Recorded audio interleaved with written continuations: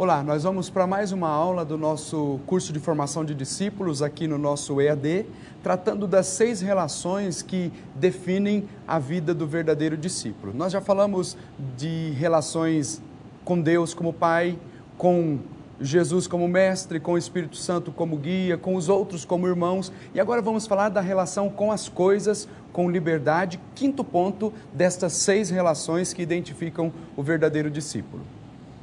O discípulo tem uma relação definida com as coisas deste mundo. É pobre. Como nada tem, nada pode perder, nem nada tem a defender. Por isso, é capaz de integrar-se inteiramente à instauração do reino de Deus. Deixa de lado a riqueza e opta pela pobreza como estilo de vida. Dentro dessas relações com as coisas, com liberdade, nós vamos tratar também da questão das posses, do dinheiro. Primeiro ponto, o ídolo da riqueza. Jesus preveniu com clareza a seus discípulos sobre o grande perigo que as riquezas encerram, que as riquezas trazem para a vida do ser humano, para a vida do discípulo. De modo algum são compatíveis com o reino. O grande perigo das riquezas é que se convertem num ídolo que tende a suplantar Deus, ou seja, ocupar o lugar que é de Deus.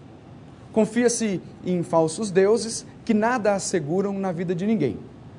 É precisamente por isso que Jesus, falando do dinheiro, enfatiza que não se pode servir a 2 senhores, já que, através de um processo quase imperceptível, ele vai suplantando o papel de Deus. Depende-se e confia-se nele, serve-se e entrega-se-lhe a vida. Mas as riquezas são bem falsos e aparentes, que a traça corrói e seus ladrões roubam. Por que estimável para os homens é abominável para Deus? Você entender muito bem isso. Você já ouviu os pontos anteriores para dizer que a riqueza, quando não é bem administrada, ela pode ocupar o lugar que é de Deus, porque vai levando o homem a um orgulho, a uma autossuficiência. Então, é bom para o homem na medida que ele sabe administrar. Se ele não souber administrar, será abominável diante de Deus, porque vai acabar ocupando o lugar que é de Deus, e isso é inaceitável desde a estrutura do Antigo Testamento. Deus é ciumento, quer ocupar o lugar central na vida do ser humano e, sobretudo, daquele que faz a opção pelo Deus vivo e verdadeiro. Vamos tratar então de um segundo ponto. Em segundo lugar, o mestre afirma que as riquezas são injustas. Toda riqueza é amassada com o suor de muitos pobres, ou melhor, empobrecidos. O enriquecimento é uma afronta quando não se repartem distributivamente os ganhos com todos aqueles que tenham colaborado na produção e na comercialização do produto. Quando se compra o trabalho de um operário ou de um povo, em vez de fazê-los partícipes dos resultados de sua fadiga, a riqueza que daí provém é indevida. Toda relação comercial na qual se aproveita do mais necessitado está contra o plano de Deus. Isso é tão claro que em algumas passagens dos profeta Isaías, profeta Amós, lá no Antigo Testamento, Deus condena exaustivamente quando os poderosos querem oprimir os pobres, e algumas vezes usando até alguns conceitos próprios da religião judaica, da tradição, e acabam oprimindo o pobre. Deus acaba dizendo que tudo aquilo que eles estão fazendo é abominável. Em terceiro lugar, a riqueza produz cardioesclerose. O que é isso? Endurece corações diante das necessidades do próximo. Assim aconteceu com o rico que se banqueteava opulentamente todos os dias, sem se dar conta de que à sua porta jazia o pobre Lázaro. Ninguém em toda a Bíblia recebeu um tamanho castigo como esse que ignorava o seu irmão necessitado. Parece que é o pecado mais grave de todo o Novo Testamento. Por último, a ambição é a origem de todos os males: guerras, malícia, mentiras e todo tipo de injustiça e corrupção provém da pleonexia, desmedido afã de ter mais e mais. Essa palavra significa isso, é um desmedido afã de querer sempre ter mais e mais.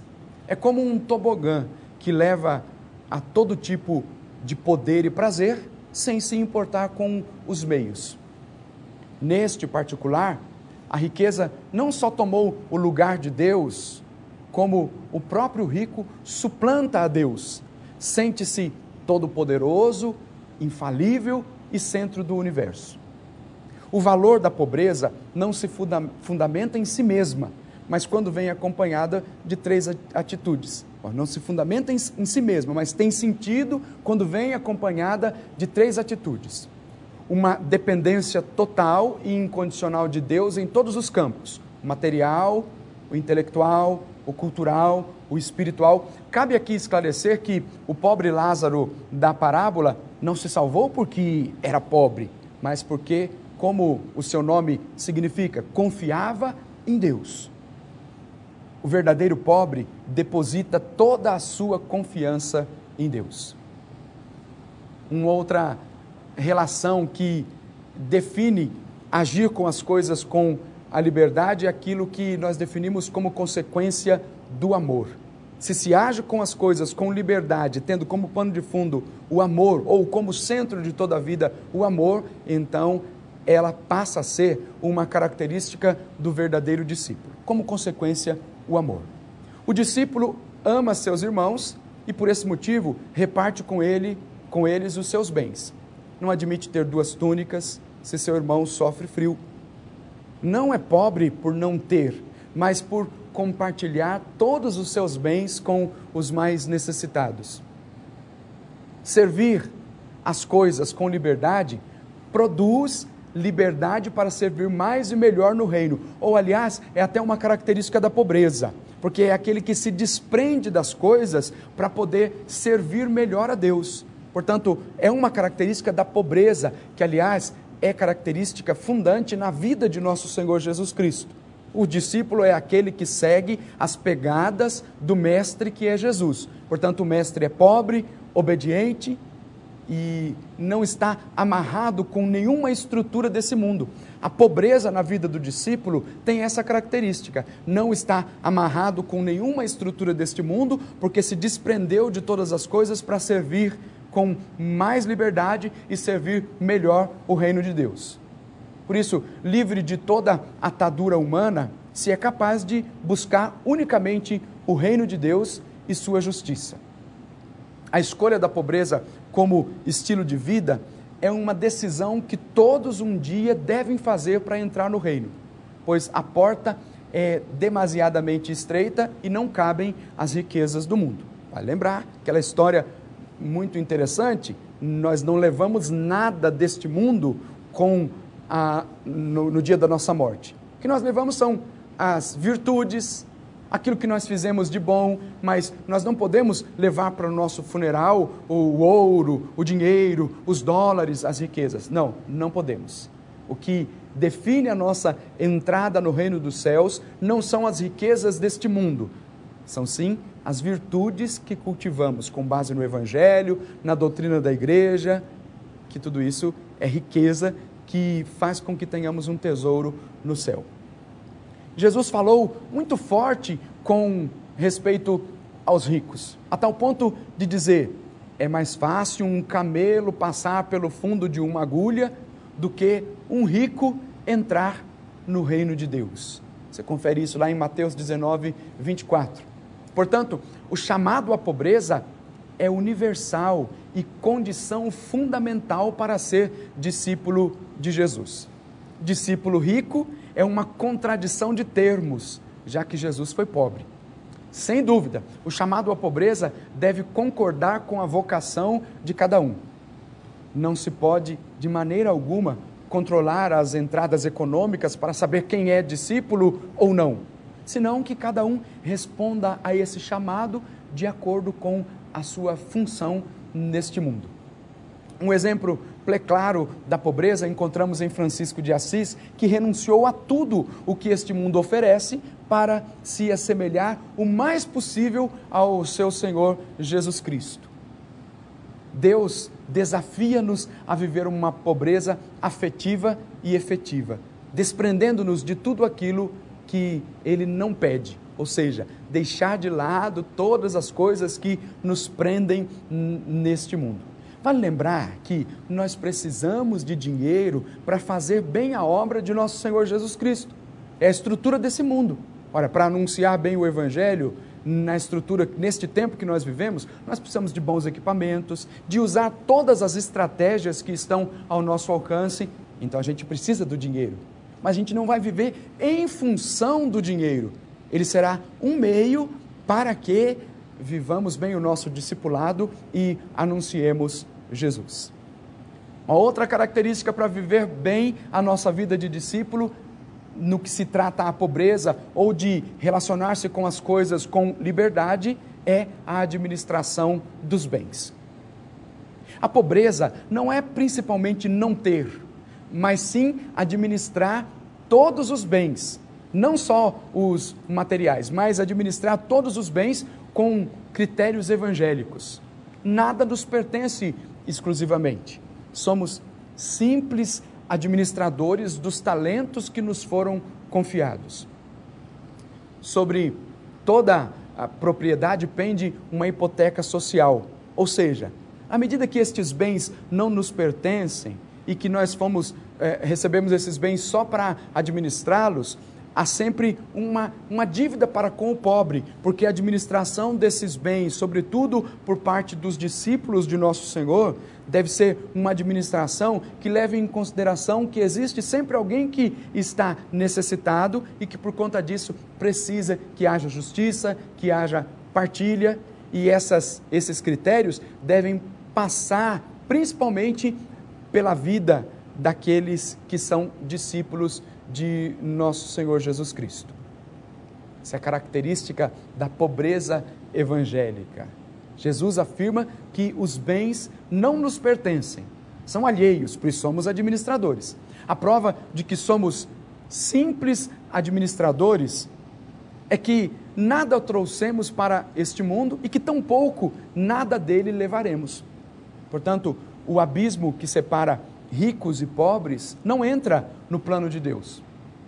Por isso, exatamente, o discípulo reparte com os demais o que é e o que tem, especialmente com os mais necessitados. Isso novamente nos leva a entender a característica da pobreza evangélica. Reparte com os outros o que é e o que tem. Isto implica, primeiramente, devolver para Deus o que lhe pertence e para os nossos irmãos o que é deles.